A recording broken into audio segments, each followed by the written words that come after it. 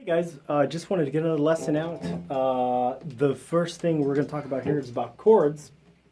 And basically when you first learn guitar, one of the first things you learn is chords. So I'm going to give you a couple of chords in C major, which is the key.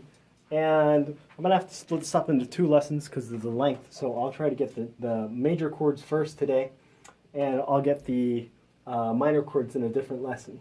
So we're going to go over C major, F major, and G major.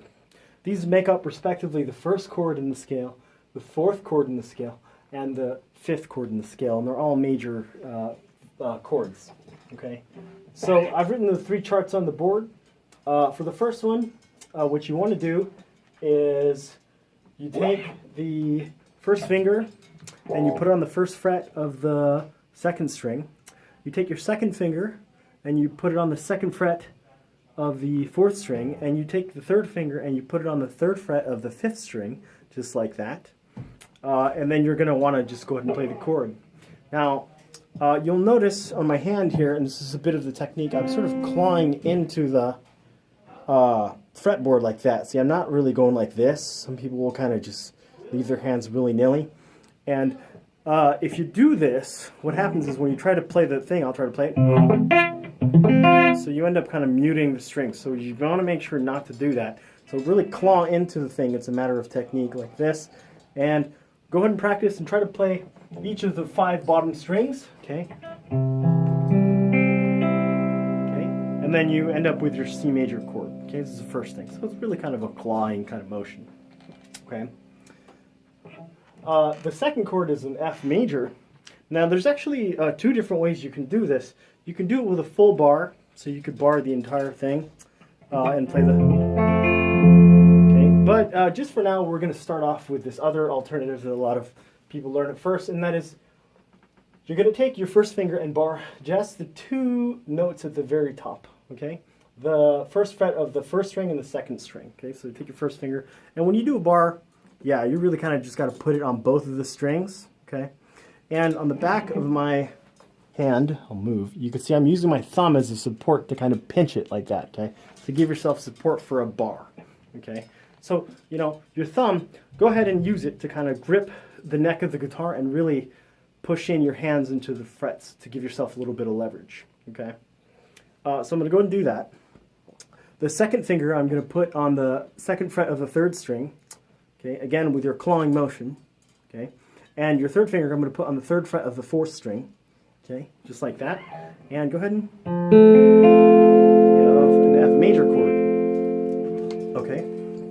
An interesting thing about the technique here is when you're clawing, you can go ahead and actually put your first finger behind and just see, I could play all these notes behind. If I claw right here with all 4, it's not going to affect the tone because your finger's behind the frets that are pinching the string down, so it's not going to, if you do anything like that. But if you do any of the frets in the front, then yeah, it is going to mute the string, okay? So that's a bit about technique. So for example, if you bar, here's F major with a bar, you can go ahead and just bar the whole thing, okay? See, these notes right here, it's not affecting because of the way that your finger is positioned behind frets that you're playing, okay? The last chord we're going to cover today is G major. Okay. Oh, and by the way, when you play this voicing of F major, you don't want to play the top 2 strings, okay? The E string and the A string, okay? Those aren't part of the chord. If you play that, it's going to sound a little off. It's going to sound like this. Okay. So that doesn't sound good, so you don't want to do that, okay? The last chord we're going to go over today is G major, okay? Which I have it on the right. And this one, we go and play all 5 strings, all 6 strings, excuse me. And this is a bit of a stretch, I'm going to take my first finger and put it on the second fret of the 5th string. I'm going to take my second finger and put it on the 3rd fret of the 6th string. I'm going to take my 3rd finger and put it on the 3rd fret of the 1st string. So again, there, right there, and again, claw it. And then you got to really reach and get your 3rd finger down there. And you got to make sure that nothing touches. It's a bit of a stretch. And then you play it.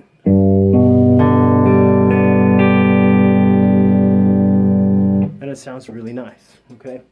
Now, an exercise when you're doing these chords to really get your dexterity up and be able to get your hand clearance and all that stuff. You practice. You say you're trying to grip a C major and you got it in place, okay?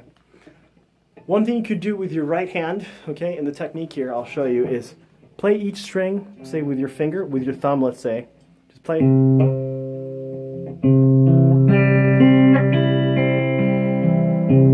Okay, make sure you can hear all of the notes in the chord when you play it, okay? If I play like an F, okay?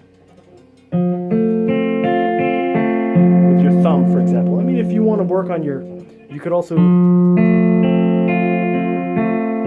okay, use your finger style if you learn to do that. Just to make sure that in each of these chords that each of the notes is ringing out true, okay? So again, claw your fingers, okay?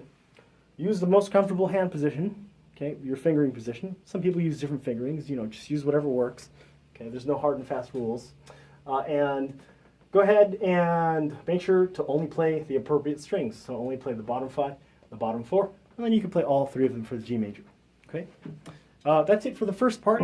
I'll catch you again for the next chords to wrap it up. Thanks.